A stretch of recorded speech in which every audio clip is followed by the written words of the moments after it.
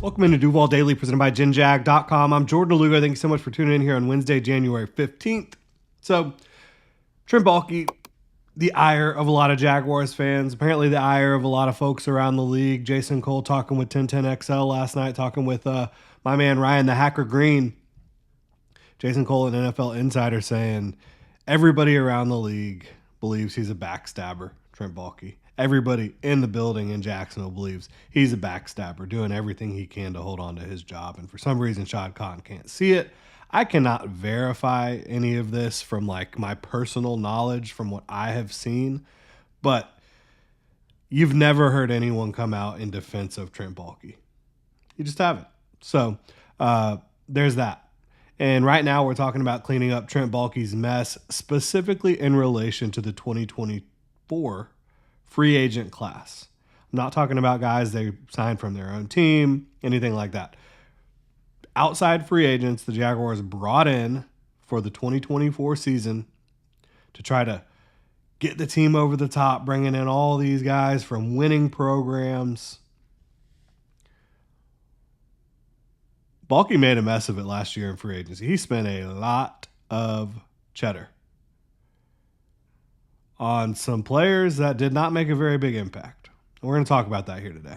Really appreciate y'all tuning in. If you enjoy the content, please like and subscribe. If you want to support the channel further, you can check out our winter sale, genjag.com/shop. Code Duval, D-U-U-U-V-A-L. That's 3 U's. And you can save 50% on everything, including the hat I'm wearing right now. genjag.com/shop. Code Duval, D-U-U-U-V-A-L. 3 U's. Save 50%. So, again, specifically in relation to the 2024 free agent class, Gabe Davis. Gabe Davis, 25 years old, still a very young football player, wide receiver, big-bodied guy, guy that had a very high average depth of target in Buffalo and had varying levels of success and consistency during his time there, but could be viewed as someone entering his prime. The Jaguars signed him to a $13 million per year deal. Certainly not like breaking the bank for him, but that's a sizable contract for a wide receiver too in the NFL. It is. He didn't really play that way, right? There is a team out after 2025.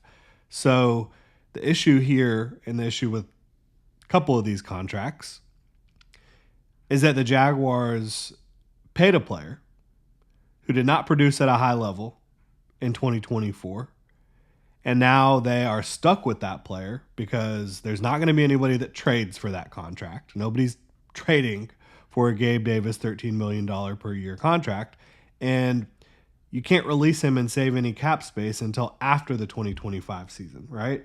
So that is the conundrum you're in with a Gabe Davis. And now I would like as much as everybody wants to just throw Gabe Davis under the bus and run it over, Gabe Davis was mostly injured last offseason, getting ready for the year. He battled through injuries during the year and didn't perform at his best. I think there's no question about that, right? That's fair to say. But is it also fair to say that if he's able to have a healthier offseason, actually participate in the offseason program and training camp earlier, more often, that maybe he could perform better? That maybe with a more cohesive offense that is utilizing him in a way that's conducive to his skill sets, that he could perform better? Yeah, I think that's possible. Do I still think overall it was a pretty poor signing? Yes, I do think it was a poor signing. And, this is a big-bodied receiver who doesn't create a lot of separation, who doesn't have super consistent hands, who isn't like a contested catch wizard or anything. So, all these things are kind of not great. And so for me, you're not cutting Gabe. You're not trading Gabe. Gabe is going to be on your roster, right? Can you find a role for him that works? Can you sit him down this offseason and say, look, I know we paid you to be our wide receiver too. It doesn't look like that's necessarily in the cards, but we would like to keep you around because you're somebody who can play a role for us. You can get deep as a vertical threat. You can block your butt off. You can do the dirty work. You're that type of player. And we want to keep you around and pay you as a wide receiver 2 this year. But that's not going to stop us from pursuing aggressively other wide receiver talent, whether it be free agency or the draft, with some serious capital. Because look, the Jaguars, as much as I say the Jaguars need to clean up Trent Baalke's mess, and this is how I'm talking about doing it if I'm the Jags, they still have a healthy cap situation overall. They still have $35 million in projected cap space right now. With a few different moves that are likely to be made, they'll be sitting at over $50 million in cap space. They have a healthy cap moving forward into 2026 and 2027. So, yeah, I mean, look, Gabe, we'd love to have you here. We'd love to see if you can kind of have a bounce back year after what was by far the worst year in the league for you. We know you're hungry. We know you're talented. Let's see if we can make this work here in 2025 and maybe you can go get yourself another contract somewhere else after the 2025 season, because we're not going to continue to pay you after that year. We have a team out, can save $10 million against the cap. That's probably how it's going to play out, right? Just being real here. And we're going to try to pursue the wide receiver position pretty aggressively. If we can work that out, great. If not, I'm not worried about, sunk cost is sunk cost. It happened. They tried to bring him in. Trent Baalke made a massive miscalculation with Gabe Davis, in my estimation. It is what it is. If he's unwilling to be a role player for the Jaguars, you can cut him, and it ain't great, but if he's unwilling to be a functional member of the team, that's what you have to do. And I'm not saying he would be unwilling at all, but that's kind of the scenario that you're in. Darnell Savage, similar situation, not as expensive, but they paid him as a starting safety, $7.25 million per year.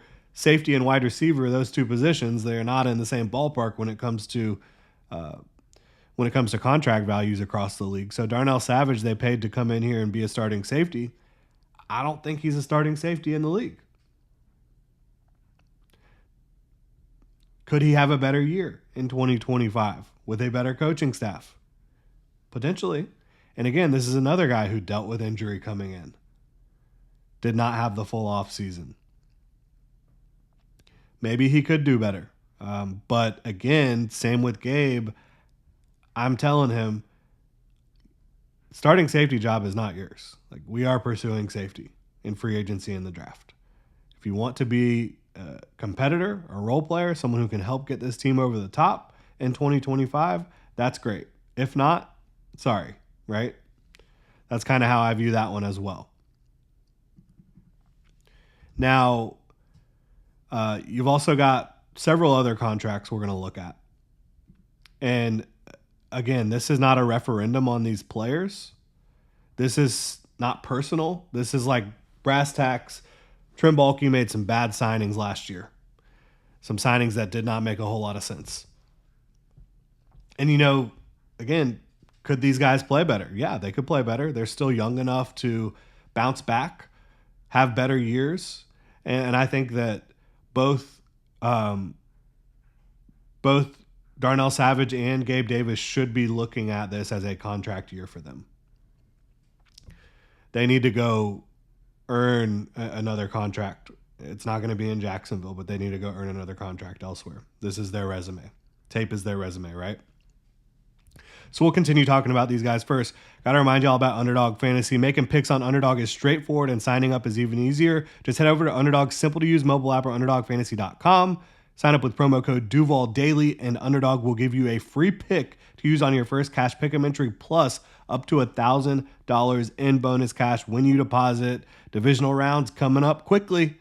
Maybe you want to take a running back to score. Maybe you like in Saquon Barkley, maybe Derrick Henry. Who knows? You make the call, and Underdog has vulture protection for your running back. If your running back gets vultured, they will rescue your pick'em. Underdog Fantasy, promo code Duval Daily to claim your new customer special of a free pick and your deposit offer. Must be 18 plus, 19 plus Alabama and Nebraska, 19 plus in Colorado for some games, 21 plus Massachusetts and Arizona, and present in a state where Underdog Fantasy operates. Terms apply. Void in Colorado. Concerned with your play? Call 1-800-GAMBLER or visit www.ncpgambling.org. Arizona 1-800-NEXT-STEP. That's 1-800-639-8783 or text NEXT STEP to 53342. New York, call the 24/7 Hope line at 1-877-8-HOPE-NY or text HOPE-NY 467-369. Shout out to Underdog Fantasy. If you're supporting them, you are supporting us, and they do have the best pick'em out there. So, Eric Armstead, this one I still don't think was a bad signing. I don't. I think it was a very good signing.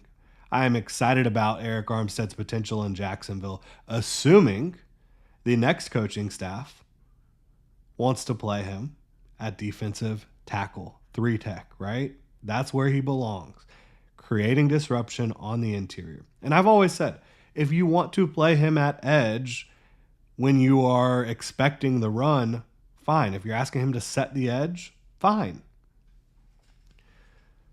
But if you're trying to get pass rush, he needs to be working inside. Bottom line. Like, you're not asking this guy to get around the arc, pressure the quarterback on from the outside shoulder. No, absolutely not. So I think Eric Armstead should have a big year in 2025.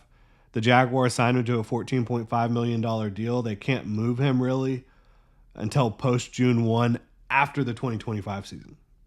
He's in the same boat with Davis and Savage from a contract situation this year. Like, you can't move him. I mean, I don't think anybody would trade for him at his current number. You certainly don't want to release him because he, unlike Davis and Savage, like, this guy does belong in a starting lineup, and he should probably be playing closer to a Pro Bowl level than the level we saw last year because he just was being played out of position. Point blank. So he should be here in Jacksonville, and he should be playing defensive tackle. He said already that he is going to be switching back inside. He talked about it during the year that he wanted to go back inside. He now said after the season in the open locker room, like, yeah, I'm playing defensive tackle in 2025. So the Jaguars need to make sure they get that done. And if you look at the fact that Eric Armstead could actually be on the field with Josh Hines-Allen and Trayvon Walker and Mason Smith, now you're starting to cook with gas, right? I mean, it is not rocket science here. So, yeah, I don't blame Trent Baalke for that signing at all. The fumbling of where he's playing, I think it's on the coaching staff. Not 100% positive about that, but that's my take. Ronald Darby. The Jaguars can get out now if they want, and I don't think that Ronald Darby's signing was a bad signing. I don't. I think the issue was not doing more. Like, signing Ronald Darby in a vacuum to be maybe competing for a starting job or your top backup, I think that's a good deal. Like, that's what the Ravens had done the year before, and that was smart. That was great. I think the Jaguars' defense was really predictable, and the safety help was really lacking last year, partially due to coaching. And it was a bad year for Ronald Darby, but this is a corner who's proven throughout his career that he can play. I would keep Ronald Darby. You could save like a couple million, something close to $3 million, if you decide to move on. But I would keep him as a backup and do what you should have done last year, which is bring in more talent at the position. You know, Jarian Jones was probably always going to be more of an inside guy. I still think he could play outside potentially, but now what you've seen him at nickel, like, it's hard to find a really good nickel in the league, and I think Jarian Jones is showing that he can be that. You keep him in there, right? So now if you want Ronald Darby as a primary backup, Buster Brown as a primary backup, that's a good situation. You just got to go get yourselves a starter, right? Opposite Tyson Campbell, with Jarian Jones playing in the middle. So that's kind of how I view that one. Not a bad signing, just not enough. Mitch Morse, I thought that was a very good signing. I still do. He's up there in age, but really brought a stabilizing presence to the center position for the Jaguars overall, was much, much better than Luke Fortner was. And I think it wasn't a big deal. So that one I think was a fine signing, solid signing. And he should be on the roster for 2025. I do think the Jaguars should be trying to figure out center of the future, though, in 2025 here. Devin Duvernay, they could get out this year if they want. They can do whatever they want with that.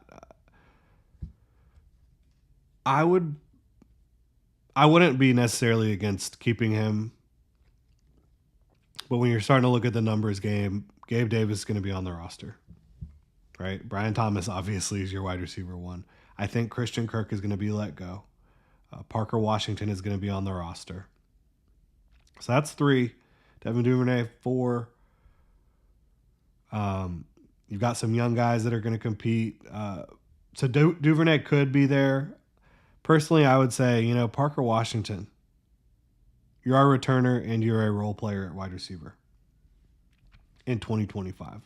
And I would probably move on from Duvernay. But, again, I don't have any problem with keeping him because he is a good special teamer and he is a pro receiver.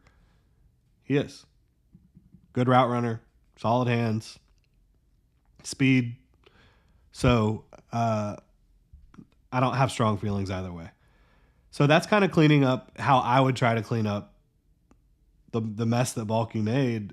I would say, sunk cost be damned. Like, we're aggressively pursuing safety. We're aggressively pursuing wide receiver, even though we're paying Gabe Davis and Darnell Savage to be starters, which is our. And, we'll move on after the season in all likelihood, unless things rapidly change for either of those guys. But we're going to aggressively pursue starters at those 2 positions. Interior defensive line, I'm excited about Mason Smith. I'm excited about Eric Armstead playing in there. Devon Hamilton, I think, could have an even better year. I think that he showed flashes this year, but still getting back from that health issue that he had. Looking at the Jags 2025 cap, though, this has nothing to do with 2024, but Brandon Sheriff, his contract is over, right? No longer under contract with the Jaguars. $14 million in dead money, in void money for Brandon Sheriff this year to not be on the roster. That's pretty egregious. But this is kind of how I view trying to clean up the mess Trent Baalke made last year of the 2024 free agency class. I think things would look a little different had coaching been better last year, had Savage and Davis not been dealing with injuries throughout the offseason, and Armstead too, right? Armstead was as well. So, I mean, you look at all these guys they signed, they were dealing with injuries. And then Armstead being played out of position, it would not look as bad. But I still think Davis and Savage were misses. Bottom line. Darby was not a miss in the fact that he could be a good role player for you, a good backup, a good key backup. But he should not have been your only option opposite Tyson Campbell. He and Buster Brown should not have been your only options, right? So, again, that's how I view it. Really appreciate y'all tuning in. Let me know what you think in the comment section below. If you enjoy the content, please like and subscribe. Y'all have a good one.